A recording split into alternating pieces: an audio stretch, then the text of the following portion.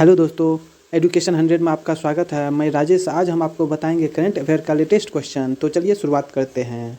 हाल ही में छत्तीसगढ़ में कितनी पंचायतों को स्थानीय त्यौहार मनाने के लिए अनुदान प्राप्त होगा? ऑप्शन है 3000, 4000, 5000, 6000। इसका सही आंसर हो जाएगा 6000। अगर हम बात करें छत्तीसगढ़ के मुख्यमंत्री कौन हैं? भूपेश बघेल। छत्तीसगढ़ में 6000 से अधिक पंचायतों को छत्तीसगढ़ी त्यौहार मनाने के लिए प्रत्येक को 10,000 रुपये की राशि प्राप्त होगी।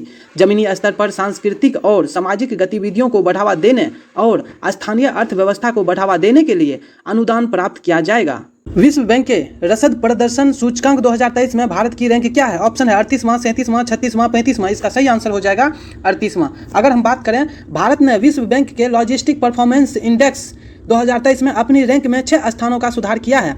139 देशों के सूचकांक में भारत की रैंक 2018 में 44 से बढ़कर 38 हो गई है। हाल ही में कौन सा देश बहुपक्षीय अभ्यास इनिकोस की मेजबानी कर रहा है, जिसमें भारतीय वायुसेना भाग ले रही है? ऑप्शन है फ्रांस, स्पेन, दक्षिण अफ्रीका, ग्रीस। इसका सही आंसर हो जाएगा ग्रीस। अगर हम बात करें, भारतीय वायुसेना ग्रीस में एक बहुपक्षीय अभ्यास में भाग लेने के लिए तैयार है। इनिकोस नाम का यह अभ्यास एक द्विवार्षिक कार्यक्रम है जिसका उद्देश्य भाग लेने वाले देशों की परिचालन क्षमता को बढ़ाना है। इंडियन एयरफोर्स अभ्यास के लिए Su-30 MKI लड़ाकू विमान तैनात करेगा। किस संगठन ने HDFC एसेट मैनेजमेंट कंपनी की नियंत्रित हिस्सेदारी को HDFC बैंक को हस्तांतरित करने की मंजूरी दी है? ऑप्शन है RBI, SBI, सेबी, ADB।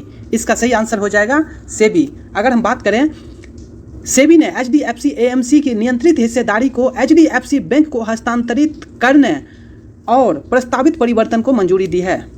हाल ही में पामेला चोपड़ा का निधन हुआ है, वे कौन थी? ऑप्शन साहित्यकार, इतिहासकार, गायिका, अभिनेत्री। इसका सही आंसर हो जाएगा गायिका। अगर हम बात करें, पामेला चोपड़ा का अप्रैल 2023 में निधन हो गया।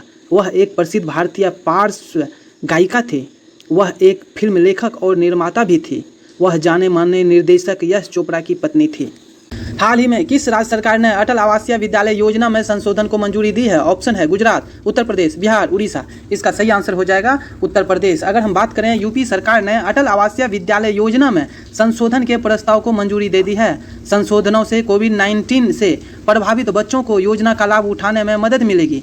अटल आवासीय विद्यालय योजना का उद्देश्य गरीब मजदूरों के बच्चों को गुणवत्तापूर्ण और मुफ्त शिक्षा प्रदान करना है। योजना अंतर्गत कक्षा 6 से 12 तक की निःशुल्क गुणवत्तापूर्ण आवासीय शिक्षा भी प्रदान की जाएगी। हाल ही में राष्ट्रीय सिविल सेवा दिवस 2023 कब मनाया गया है? ऑप्शन है 22 अप्रैल, 21 अप्रैल, 20 अप्रैल, 19 अप्रैल। इसका सही आंसर हो जाएगा 21 अप्रैल। अगर हम बात करें, प्रशासनिक तंत्र के सुचारू कामकाज को सुनिश्चित करने के लिए विभिन्न विभागों और संगठनों में अथक परिश्रम करने वाले सिविल सेवकों के प्रयासों को चिन्हित करने के लिए यह दिन मनाया जाता है। सिविल सेवा दिवस 2023 की थीम विकास भारत नागरिकों को सशक्त करना और अंतिम व्यक्ति तक पहुंचाना है। सरकारी कार्यक्रम के गठन और कार्यान्वयन के लिए सिविल सेवा जिम्मेदार होते हैं। सबकत मलिक किस अंतर्राष्ट्रीय महासंघ की विश्व चैंपियनशिप में भारत का प्रतिनिधित्व करने के लिए चुनी जाने वाली पहली कश्मीर की महिला बन गई है?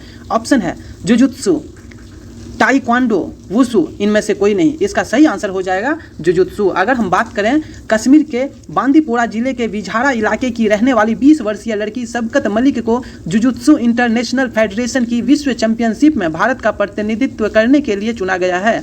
2023 में मंगोलिया में कार्यक्रम निर्धारित है। वह 9 बार राष्ट्रीय स्तर पर खेल चुकी हैं। वह अब तक राष्ट्रीय स्तर पर 6 गोल्ड मेडलिस्ट और 3 सिल्वर मेडल जीत चुकी हैं। हाल ही में किस राज्य सरकार ने पदोन्नति में दिव्यांग कर्मचारियों के लिए 4% आरक्षण की घोषणा की है? ऑप्शन है उत्तर प्रदेश, बिहार, महाराष्ट्र, मध्य प्रदेश। इसका सही आंसर हो जाएगा महाराष्ट्र। अगर हम बात करें, महाराष्ट्र सरकार ने पदोन्नति में दिव्यांग कर्मचारियों के लिए 4% आरक्षण की घोषणा की है।